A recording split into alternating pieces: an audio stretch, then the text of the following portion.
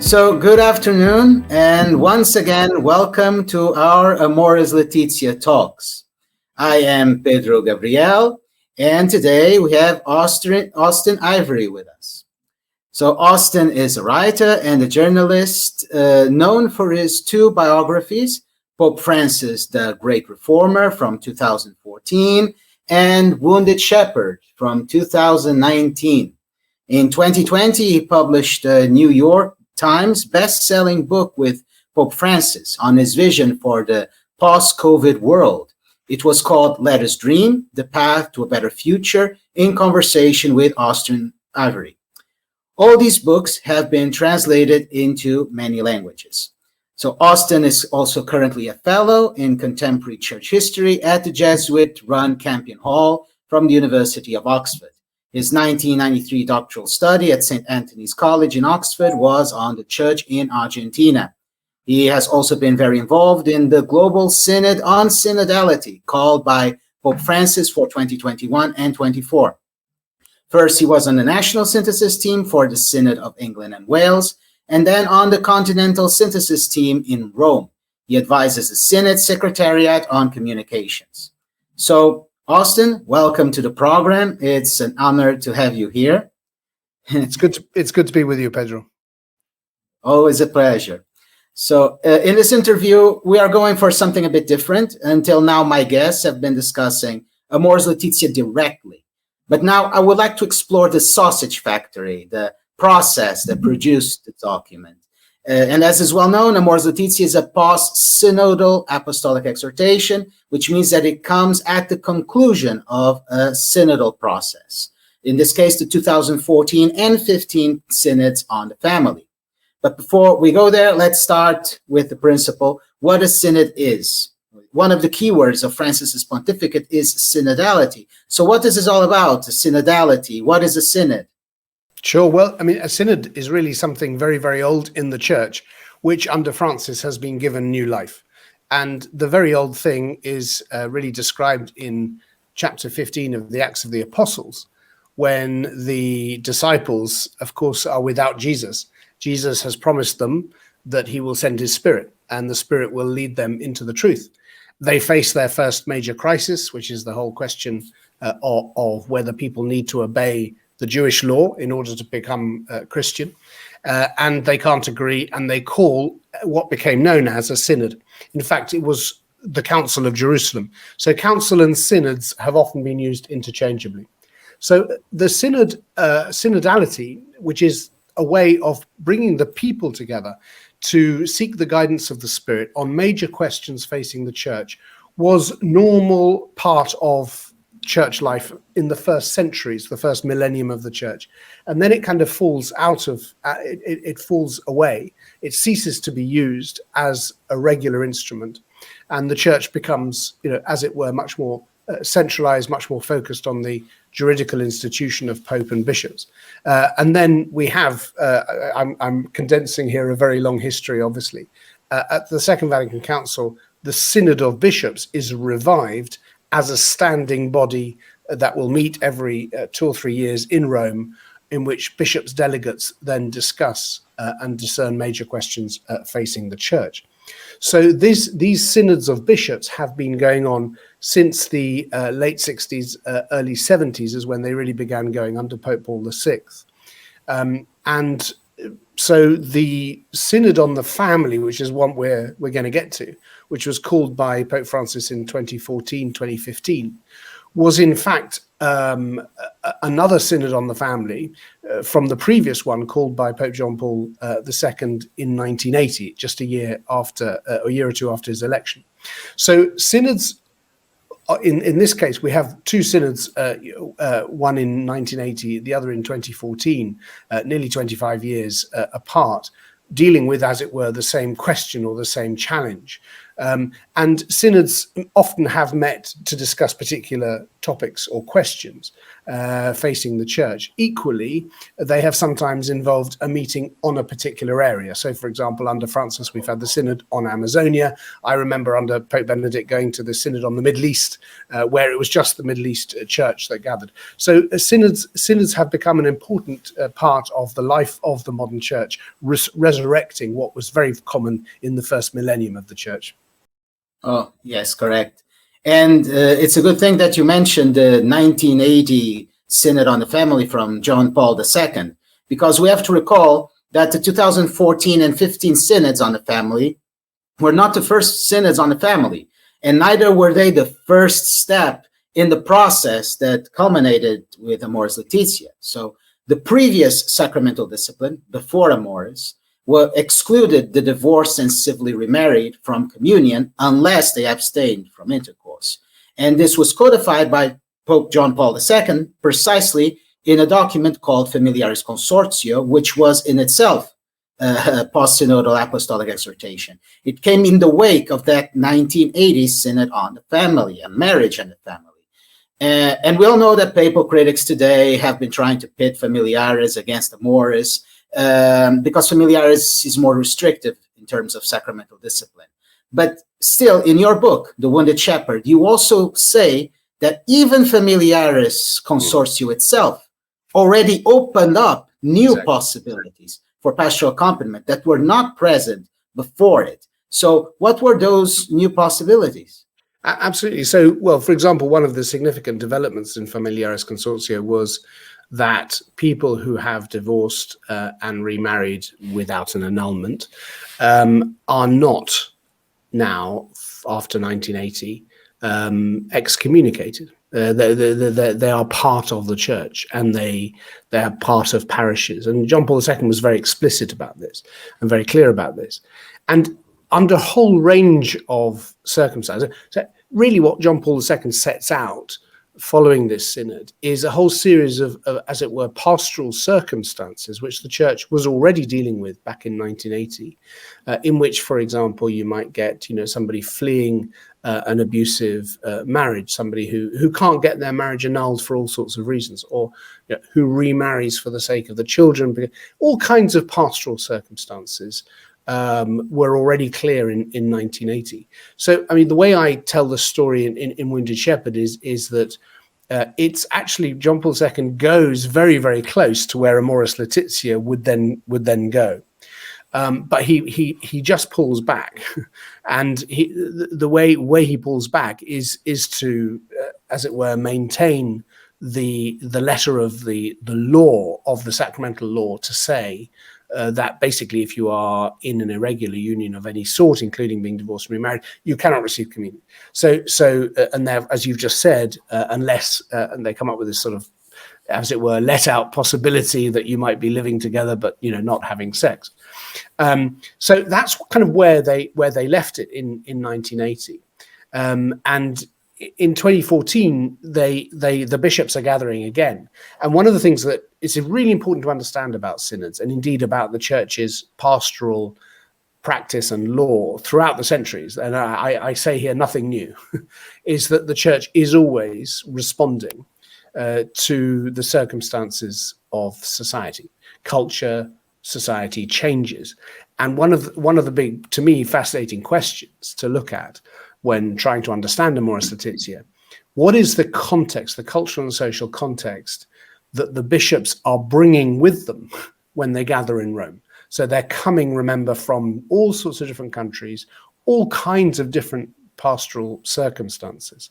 And they're talking about what it's like to try to live out the church's teaching, and nobody is questioning at all the church's teaching, which is a call to indissolubility of marriage, open to children, and all the rest of it. In neither synod is that in question, church teaching. But what has changed between 1980 and 2014 is the cultural circumstances in which people are seeking to live out the church's teaching.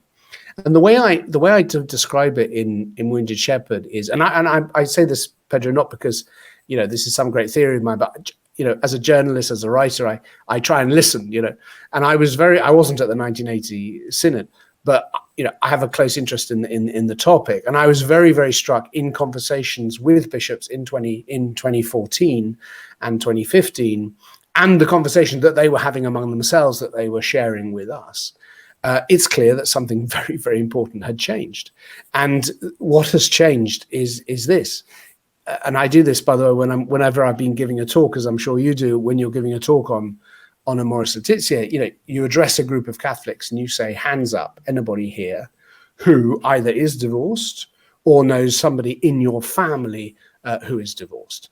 And virtually every hand will go up in the room nowadays. Whereas back in 1980, that wasn't the case.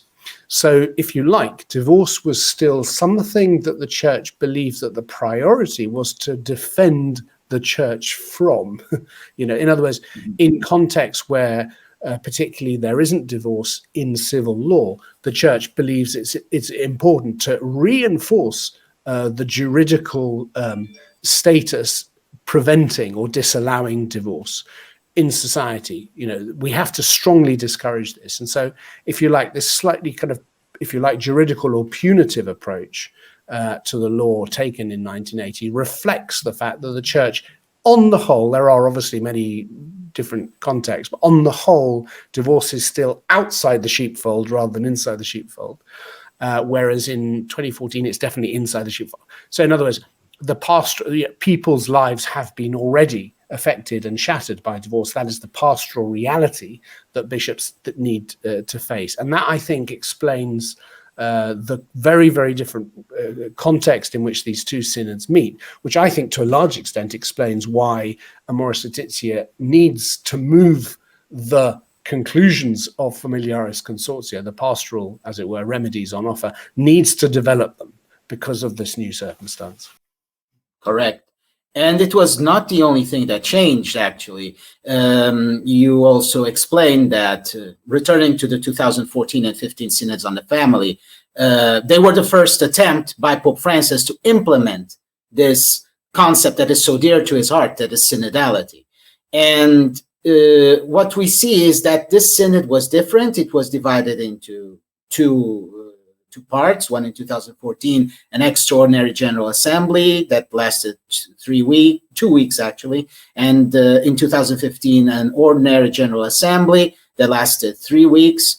And in your book, you also say that the environment in these synods was completely different. So what were the main differences between these synods that on the family, the under Pope Francis, and the synods that preceded them in previous pontificates?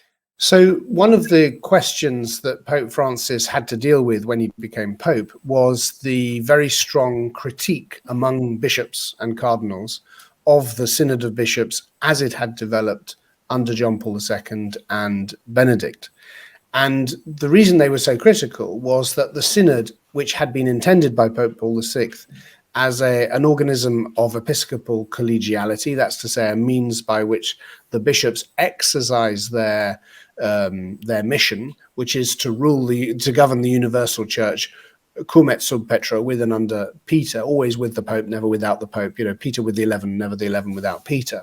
And yet, in practice, what had happened was that the Roman Curia ran the synod and kept very, very tight control of it, so that the synod had ceased to be, if it ever was, and I don't know enough about the 1970s, but it had ceased to become an instrument of free discussion and honesty and discernment. So rather than being a place where major questions were honestly faced and solutions discerned and debated, it had become a way of reformulating existing church teaching. And so, I mean, there are quite a few jokes about this, but Bishop described the old. I'm talking about the synods of under John Paul II and under Benedict, as being like a sort of transatlantic flight, but without the movies. You were stuck in this same seat for 3 weeks, listening to pre-prepared speeches that just repeated the same old points. And so, the way I would express this sort of theologically is to say that the synod had ceased to be, or had not become, a genuine mechanism of ecclesial discernment. And I think the bishops understood very well that their role, as successors of the apostles, is a very important one. That they were the successors of the disciples who gathered in that room in chapter 15 of the Acts of the Apostles. And that the whole people was assembled on that occasion, but the leaders who decided things were the leaders of the time, who are now the bishops. So I think they understood that things had to change, and it was very interesting to me to see that the call for a reform of the synod was there, both, as it were, on the right and on the left, if we want to use those terms, among reformists as well as, if you like, the more rigorist or conservative bishops and cardinals. So what Francis did when he became Pope was he made clear that he wanted to introduce synodality as an authentic mechanism of ecclesial discernment, just as it were, Jesus had intended when he told the disciples that he would send his Spirit and the Spirit would lead them into the truth. And so he introduced from the very beginning a series of reforms to the synod, which would allow the bishops to understand that they could, first of all, speak freely. So the first thing he says in 2014, he surprises the bishops by saying there are really two key rules here. One is speak freely, speak with parousia, speak with apostolic courage, and the second rule is listen humbly. So speak boldly, listen humbly. This is the primary rules there. Say what you think. Say the reality as you see it. There is no, and he said there is nothing you cannot say. And in another speech he gave later, in fact, at the end of the 2014 synod, he said, "Look, you can be free because Peter is here with you. The Pope is here. Unity is guaranteed. You don't need to worry." So, freedom, and in order to enable that, he also introduced some reforms which bothered a number of the journalists, because actually it curbed, in a way, it made the synod a bit less accessible. But on the other hand, the reason for that was to create a space in which bishops, for example, could change their mind. And that was very important for Francis, that people should be able to discuss and move and develop their positions as the Spirit moved them. And that is how, in fact, the Spirit works in processes of apostolic communal discernment, as it were, the way over time that the body comes often to a view which transcends the different individual positions. That's what Francis was seeking to do with the synod, and that's what effectively he has been doing in the synods in his pontificate.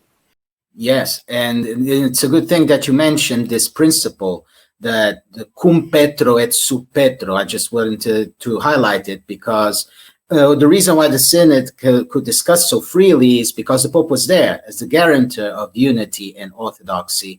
And many people, let us say conservatives and traditionalists, seem to have a lack of faith on the Pope's ability to do so and believe that's incumbent on them to save the Church from heresy. But Pope Francis has been very consistent that synodality always happens with Peter and under Peter, never without it. And he's there to protect the Church from error. Now, I would like also to go back to the parousia that you mentioned, because I remembered that at the time, one of the things that set off the alarms among the conservatives and traditionalist factions was that Cardinal Walter Casper was allowed to deliver an address to the College of Cardinals. Cardinal Casper had tried before to implement a sacramental discipline for the divorced and remarried based on a penitential path in a similar way as the Eastern Orthodox Church. However, Casper's proposal had been rejected during Benedict XVI's pontificate. And now conservatives thought that Casper's address was a way for Francis to resurrect a proposal that had been definitely excluded. So they nervously thought that this showed that Francis was siding with the liberals. But in your book, you explicitly say that this is a way to misread Francis. This was not what Francis was intending by giving Casper the opportunity to speak. So what was his intention actually in allowing Casper to deliver this address? So you're referring here to the meeting that took place in February 2014, prior to the first of these two synodal meetings. And the meeting was a consistory, which means a meeting of the cardinals. So Francis called together the cardinals in order to listen to Cardinal Casper's presentation. and effectively to announce and to prepare for the upcoming synod. And I remember that Caspar gave the address, which was published, and a very substantial address it was. It went on, I think, for 2 hours. And I remember a number of the cardinals came out quite angry because they said, exactly what you've just said. They said, "Oh, this is something that Cardinal Caspar, he's been talking about for years. This is an idea or a solution which has been rejected. Why is this being forced on us again?" And as you say, a number of cardinals came to the conclusion that this was Francis's strategy somehow to sort of resurrect this old proposal and ram it through. And it's interesting that they thought that because, of course, they were operating in a way on according to the model of the synod that they had inherited, understandably, from the previous papacies. In other words, before, if you like, Rome decided what the synod would conclude. That was always the joke in the synods, was that that people could say what they like, discreetly, but actually the document had already been written before they even gathered. So I think that was so people were operating according to that scheme. So immediately after that February consistory, there were a whole flurry. If you remember, I think 3 books were published by conservative figures like Cardinal Pell, Cardinal Müller, and so on, who basically wanted to reinstate in these books the traditional reasons for the sacramental discipline and how that connects with upholding the church teaching on indissolubility. So immediately you have this kind of conservative, so immediately you have actually this kind of polarization. Now, what I explained in the book is that actually what Francis was trying to do here was, in a way, not create the polarization, but allow for the polarization. Because what happens in an authentic synodal process is that initially there is a kind of polarization. People take up positions, usually defensively or out of fear. They take up positions and they seek to defend them and promote them. And of course, if that carries on, then you can't have a synod because it becomes a kind of like a parliamentary battle. But actually what happened was that getting this out a few months in advance of the October Synod was in many ways very kind of helpful, because it allowed these positions to be expressed, and also people, of course, were able to engage with those positions. But Francis was not trying to impose, absolutely not, Walter Caspar's view. In fact, I think he knew very well what reaction there would be, and incidentally, he himself, by the way, did not believe that the so-called Orthodox solution was the right way to go.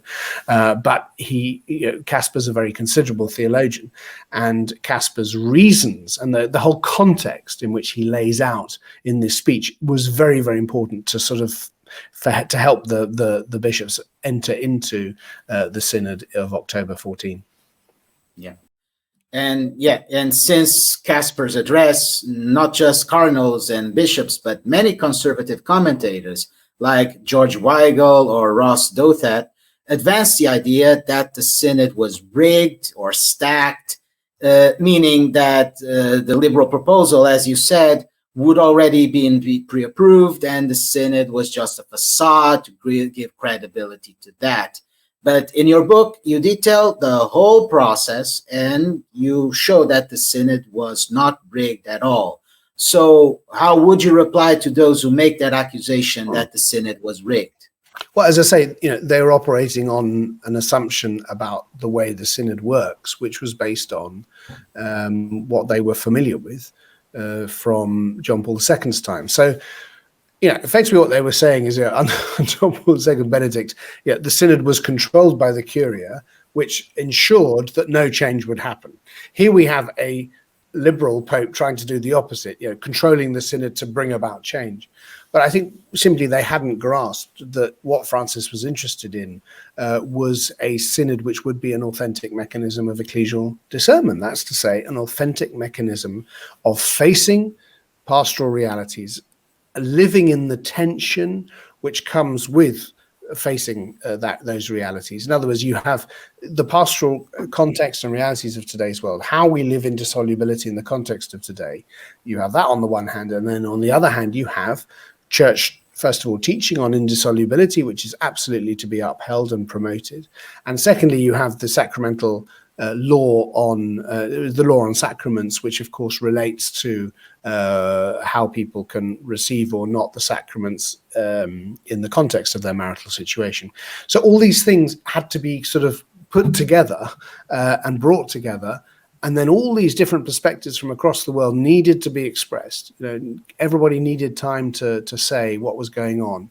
And then you have a process which then becomes a synodal process where, through honest debate, discussion, and discernment and prayer, because Francis was always very insistent that the synod, in a way, it only happens because of the Holy Spirit, and the Holy Spirit only happens because we have a contemplative disposition in our hearts. And he introduced, for example, a number of changes even back in 2014, for example, to allow for people to, so much shorter speeches and silence, regular bits of silence, so that people could listen to the response in their own hearts to what they had heard. So really what Francis was creating was a proper mechanism of discernment, and the conservatives in a way just didn't understand it. They didn't get that the synod was for that process of discernment.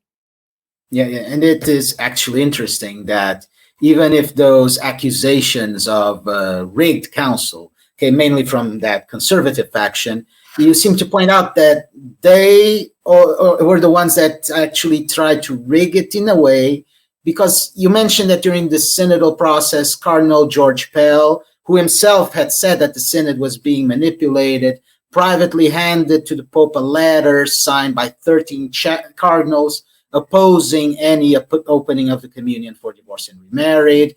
And then there were also some bishops that were trying to use some conservative-leaning media, seeming to pressure the proceedings. Some Polish bishops also published some speeches from other bishops with their names attached, which was against the rules of the synod. So what would you say about this kind of interference? Well, I mean, I think as I know people like Cardinal Pell, he wouldn't have regarded that as an attempt to interfere with the synod, because his assumption, he's dead now, but it was very interesting, wasn't it, that Cardinal Pell, who died suddenly and unexpectedly in January, the day after he died, there was an article that he had written that was then published in an English magazine called The Spectator, blasting this current synod on synodality. And again, the assumption of people like Cardinal Pell is that the church exists, or the authority of the church exists, to defend the status quo, to uphold constant tradition, and that is its task. And anything else they read as undermining that role. So they see their role as always trying to defend that, whatever it takes. And therefore, I think Pell's actually really quite disgraceful intervention in the 2014 synod with this letter, where he attempted to get a whole series of signatures of people who then denied that they had signed it. It was all quite chaotic. But I mean, I think Pell was acting according to his own lights in how he felt he should operate. And even though it was the conservatives who behaved pretty badly in the family synod, there were people on the other side as well who were very much using the media as well, going to the media to promote a particular view which they were keen would triumph. So Francis actually did say in relation to the second synod, the 2015 synod, he actually said to them, look, please don't do this. It's very important that the church, that we have a protected space which gives people the freedom to move and develop. If we're all going to the media to defend our positions, then we end up having a kind of a parallel synod going on in the media. And so, I think actually in the second of the two synods, there was much less of that. But yes, I can remember very distinctly in 2014, particularly Cardinal Burke, who made great use of BuzzFeed, and it was a sort of unusual juxtaposition of a very traditionalist cardinal with this very kind of contemporary social media. But yeah, giving endless interviews, warning of cataclysm and decline of this, and I think, Pedro, also you and I've talked about this. What is the mentality here? The mentality, why is it so obsessed with this particular issue. I mean, you think, for example, under Benedict, limbo, for example, was abolished, and some people objected, but there wasn't this great furore. But I think marriage and family was absolutely the hill on which many conservatives have chosen to die, because they see it as the litmus test of what they would regard as the capitulation of the church to modernity. And so that's why the temperature was raised by the conservatives from the very beginning, to a point where it became very difficult to have a discussion with them, because they were so, if I can use the word, neurotic about any idea of change, because they saw any change as surrender, as capitulation. Correct. And even so, even with all those fears, the truth is that the liberal position that was embodied by Cardinal Kasper, if we say so, did not win. In fact, Cardinal Kasper's proposal did not gain much traction, but neither did the proposal to maintain the status quo. So a new pastoral method was needed that would uphold the orthodoxy of doctrine, but that it would be a creative approach that would solve this tension. So, and you write in your book that when Cardinal Kasper understood that his proposal would not be approved, then he went to other German cardinals for help. And he found that help with Cardinal Marx, but also with the moderate like Cardinal Schönborn, and even a conservative like Cardinal Müller. And I was actually quite surprised when I read this, because Müller seems, at least in later years, to have disavowed this position. But they all together, they crafted this sacramental discipline that would be the one that would gather significant support in the Synod and even be approved by the Pope. And they did so by going back to the orthodox and traditional teachings of the Church and bringing the doctrine of mitigating circumstances and applying it to this particular circumstance, so that, subjective culpability can be so diminished that the sinner is not in mortal sin and can receive communion. This is perfectly orthodox, perfectly traditional, but they went back to it and applied it to this particular circumstance from which it was excluded before. So is this the synodality that Pope Francis was looking for? So different people with different ideological sensitivities coming together to find this creative, orthodox, but pastoral solutions.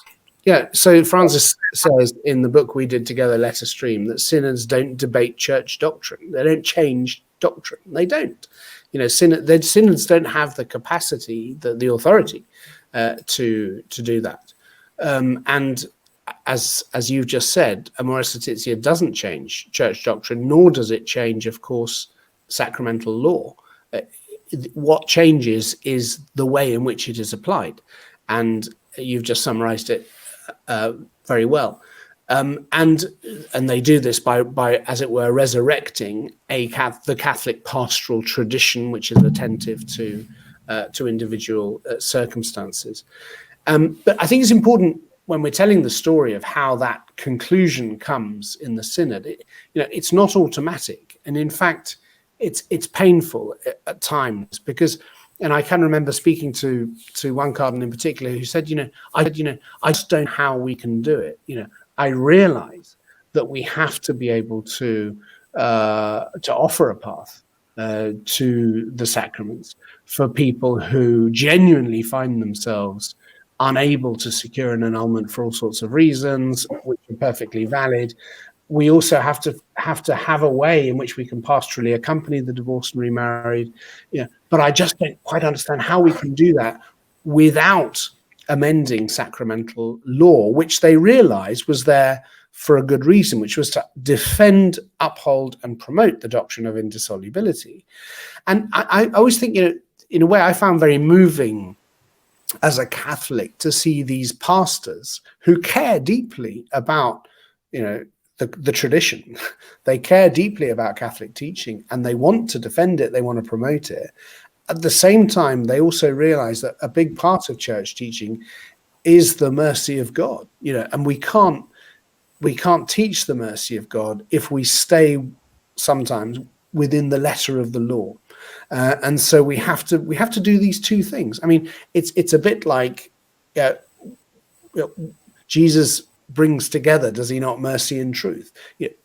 Jesus always proclaims the truth of God, but is always at the same time attentive to individual circumstances and ensures that everybody is included, and that the mercy, and that nobody, you never give up on people, you never exclude people, you never leave people outside. How do you do those two things? And of course, it's very, very hard. Jesus does it, and the church is invited to do the same. But what happens in church history is that the church will end up, as it were, doing one thing more than another. And generally, I'd say the temptation would be to defend the letter of the law, because they feel beleaguered. They feel a bit like John Paul II in 1980, feeling that they need to shore up or defend the existing position faced with a threat. But the problem with that whole approach is that you can then end up sacrificing people for the sake of the law. So this is the circumstance, this is the dilemma, the tension which the synod lived in for those 2 years. And it was very moving to me to see the church do this, to actually be prepared to live in that tension and to say, I don't know, And I remember so many of these people saying to me, I just don't see how we can do it. Back in 2014, they went in saying, how do we do this? And then in 2015, you can see that they begin to see how it can be done. And they say, yes, we can do this. We can accompany individual circumstances within actually the Catholic pastoral tradition by resurrecting, as you say, this tradition, and at the same time uphold sacramental law and promote indissolubility. We can do it all. It's okay. The Spirit has shown us how. But as I say, I just want to emphasize how tough it is for many people to to live through, I think, a genuinely synodal process is to live in that tension and not to see the picture clearly for a lot of the time. And then kind of at the end, the Spirit really does show a new horizon, and it's that new horizon that Amoris Laetitia embraces. Yeah. So you continuing following the synod, so you mentioned that in your book that every single one of the 99 paragraphs of the synod's final document received the necessary 2/3 majority to pass, even the most controversial paragraphs. So this was obviously a successful application of synodality, and you even described that the applause that followed the vote count was prolonged and spontaneous. So after this vote, it was up to Pope Francis to accept the synod's proposals or not. And in 2016, he published his post-synodal apostolic exhortation, Amoris Laetitia, where he incorporated what the synod had decided, including the contentious issue of communion for divorced and remarried. So a few days after Amoris Laetitia's publication, Cardinal Burke, who just mentioned, tried to say that this document was not magisterial in an interview to the National Catholic Register. And he based his position on the third paragraph of Amoris Laetitia, which said, and I quote, "I would make it clear that not all discussions of doctrinal, moral, or pastoral issues need to be settled by interventions of the magisterium. Unity of teaching and practice is certainly necessary in the church, but this does not preclude various ways of interpreting some aspects of that teaching or drawing certain consequences from it." End quote. So in your book, you try to debunk this idea that Amoris was not magisterial. You write that latitude in implementation isn't the same as pluralism of interpretation, and the gospel needs to be enculturated, not cherry-picked. So how can we achieve this enculturation or this reconciled diversity, as you called it, without jeopardizing doctrine or without allowing relativism in which all interpretations are correct? And it seems like what Cardinal Burke was saying, this is not magisterial because Pope Francis himself says that not everything is magisterial. What would you say about that? Well, Cardinal Burke also famously raised the question of whether Evangelii Gaudium, the Joy of the Gospel, which was the Pope's first major document, the paradigmatic or programmatic vision of his pontificate. And I remember Burke saying after that, well, the language seems very strange. Is it magisterial? So I think Burke he has a classically sort of conservative or traditionalist understanding of magisterium, which is to say that the magisterium is true or teaches authentically when it upholds what he would say is the traditional teaching of the church. Now, of course, what that traditional teaching is very much depends on the person articulating it, and I would say Cardinal Burke distorts that traditional teaching when he tries to defend it, as he does, of course, in this instance, in trying to declare that Amoris is not magisterial. We go round and round.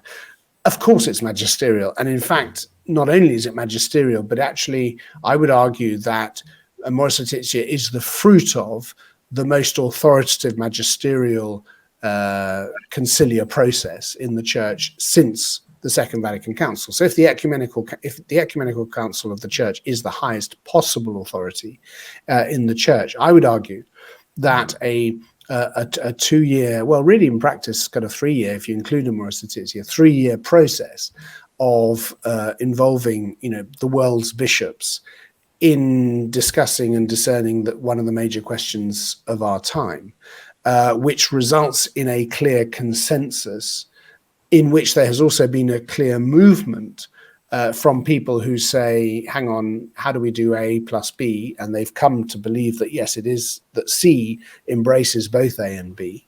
And the Pope has been there the whole time accompanying the process.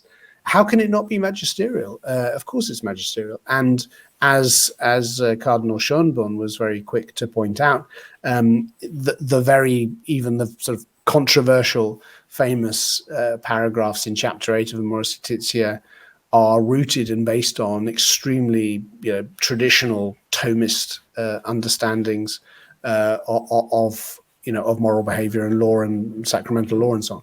So there is nothing about Amoris which is not magisterial, and I would argue one of the most important teaching documents of the modern age in the church. And there was also another attempt to explain away Amoris Laetitia, if you will, but just for a while after Amoris Laetitia was published and before Francis backed up the interpretation from the bishops of Buenos Aires, some people were saying that Amoris Laetitia had not made any changes at all regarding the sacramental discipline, or that Amoris Laetitia was merely a reiteration of Familiaris Consortio.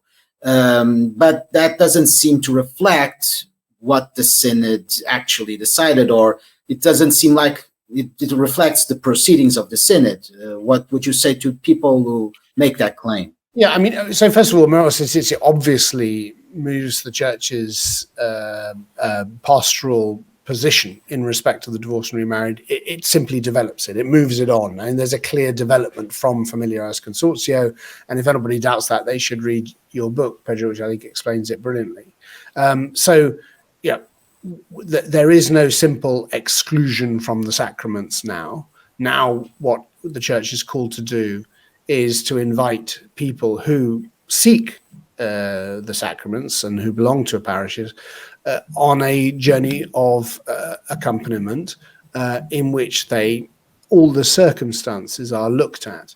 And the conclusion of that is not automatically reception of the sacraments at all.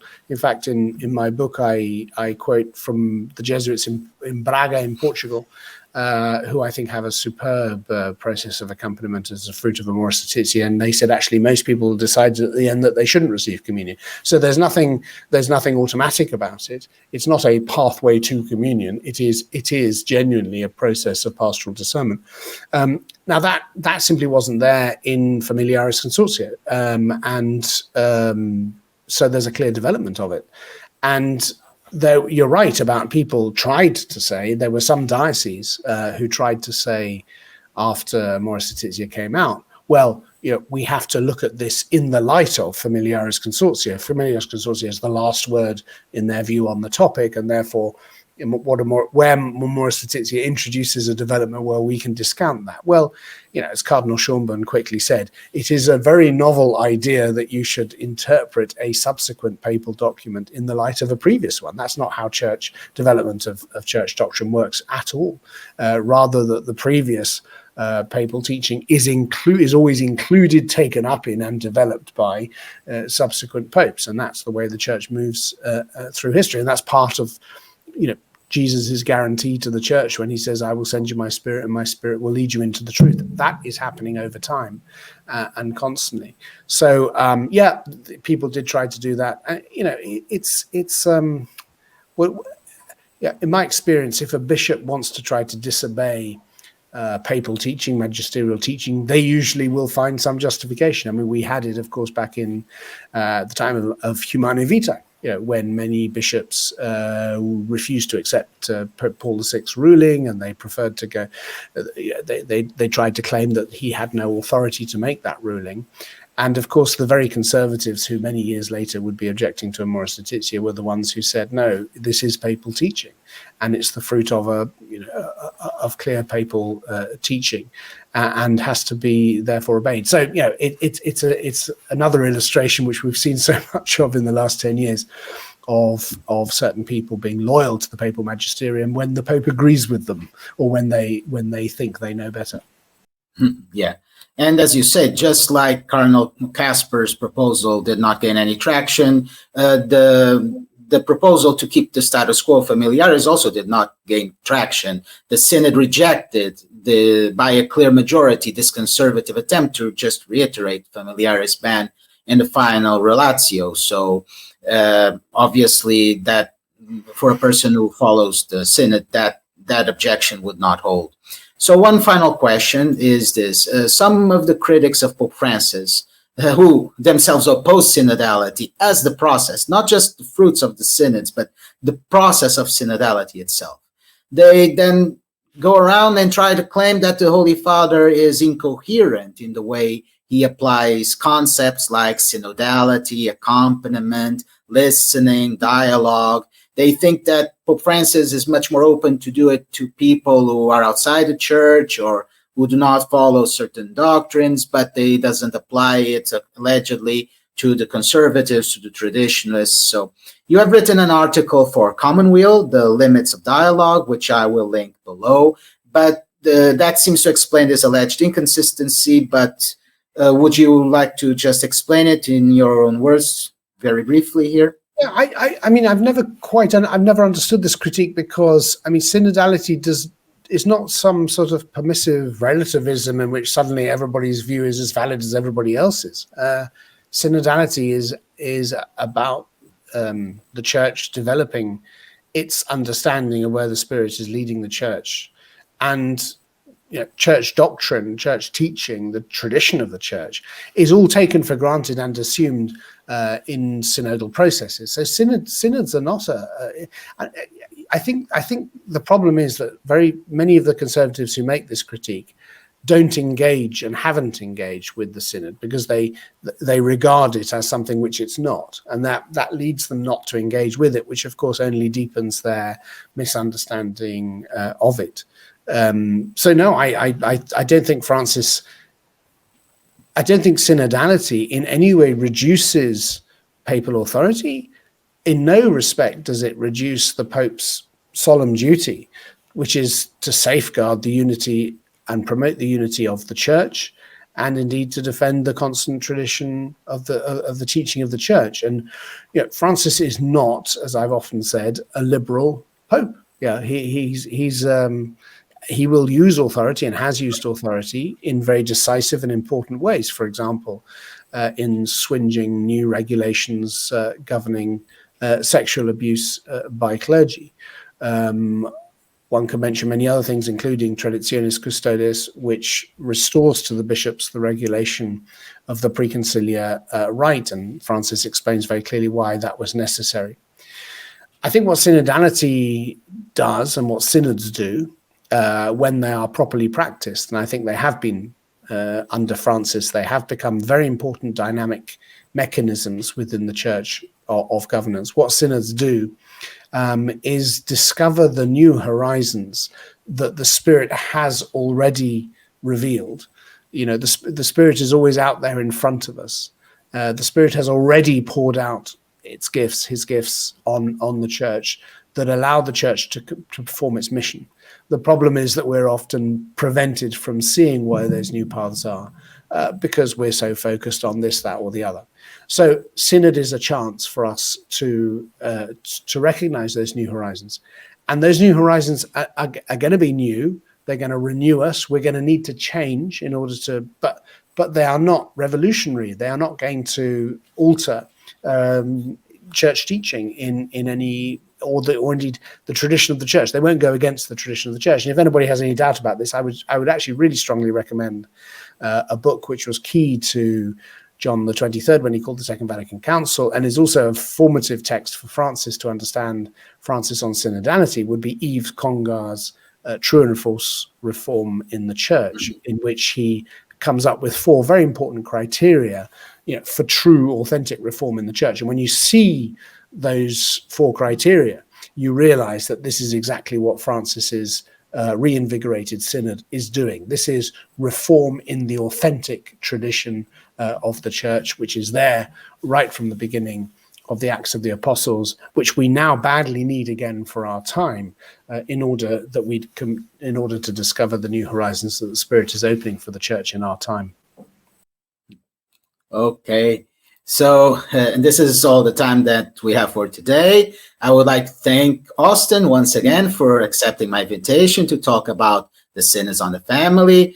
To our viewers, please subscribe to be notified about new Amoris Laetitia talks in the future. And I also remind the viewers that a transcript of this video will be made available on the website, The City and the World.